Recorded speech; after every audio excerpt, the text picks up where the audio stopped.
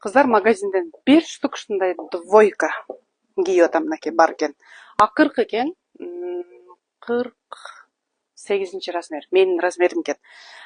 Далида фирмасын билесиздер. Далида фирмасы рекламага муктаж эмес кыздар. Мынакей мунун кофтасын караңыздар, үстү лен, рабочий топчулары менен анан моундай чоң гүлдөрү менен и вышивкасы менен түшкөн мынакей.